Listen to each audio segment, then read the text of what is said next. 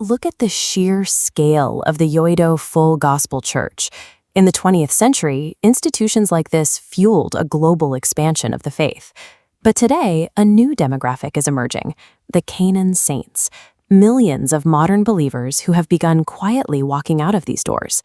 They aren't leaving out of a sudden rejection of God. They're leaving because their rational minds can no longer reconcile modern reality with a medieval theological framework. At the center of this friction stands the Apostles' Creed. For 1,500 years, it has served as the deepest skeleton of Christian faith, recited every Sunday by hundreds of millions. But for a 21st century thinker, the Creed presents a forced choice. It demands a literal belief in biological impossibilities and frames the universe as a cosmic courtroom where we are judged by a distant, angry authority. It creates a tension where faith seems to require the total abandonment of intellect. However, a closer look at the original biblical texts suggests we have spent 15 centuries misreading these words. Hidden behind the dogma is a highly rational, science-compatible theology centered on love rather than fear. To understand this misreading, we have to face the most significant hurdle for the modern mind, the virgin birth. In the world of mammalian biology, parthenogenesis, reproduction from a single gamete, is a non-starter. The roots of this doctrine trace back to the Hebrew book of Isaiah. The original prophecy uses the word Alma. In its cultural context, this simply described a young woman of marriageable age. Centuries later, when translated into the Greek Septuagint, scholars chose the word parthenos, a term defining a biological virgin. This single linguistic shift trapped a spiritual metaphor inside a written biological mechanism, forcing future generations to defend a medical anomaly rather than a theological truth. This translation error gives us the historical permission to look past the biological magic and re-examine what the gospel texts actually record.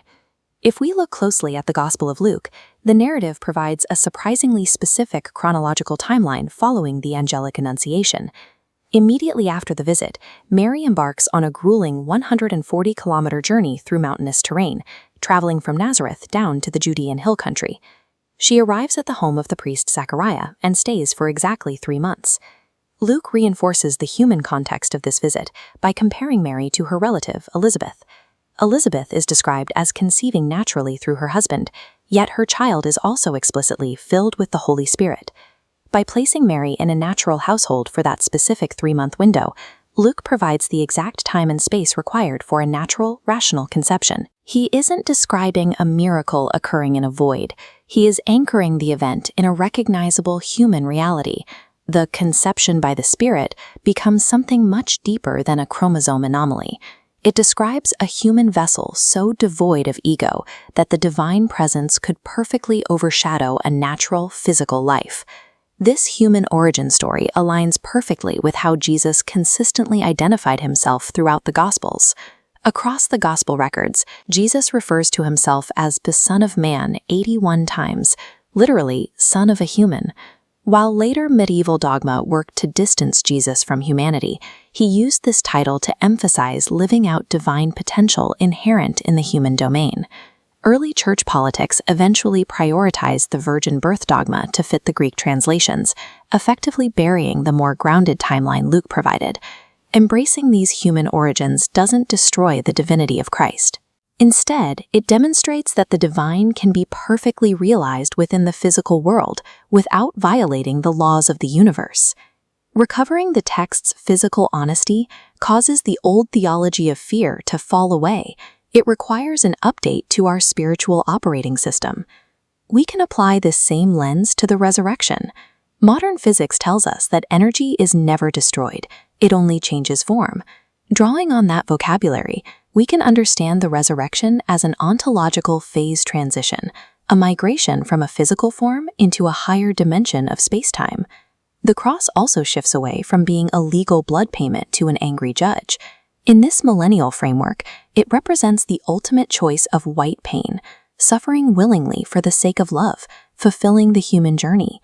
These definitions rescue the creed from ancient superstition, aligning the deepest truths of faith with the logic of 21st century thought. This shift also changes our view of the afterlife and the terrifying prospect of a future courtroom judgment.